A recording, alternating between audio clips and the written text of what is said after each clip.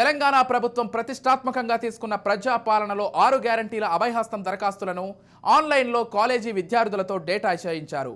బిల్లుల చెల్లింపు విషయం అడగగానే ముఖం చాటేశారు మున్సిపల్ అధికారులు. దాదాపు 130 మంది విద్యార్థులతో డేటా ఎంట్రీ చేయించారు. మొత్తం 6 లక్షల వరకు డబ్బులు చెల్లించాల్సి ఉందని ఉప్పల్ మున్సిపల్ డిప్యూటీ కమిషనర్ అడగ్గా ఇంకా టైం పడుతుందని నిర్లక్ష్యపు సమాధానం చెప్పడంతో ఉప్పల్ మున్సిపల్ కార్యాలయం ముందు విద్యార్థులు బైఠాయించారు.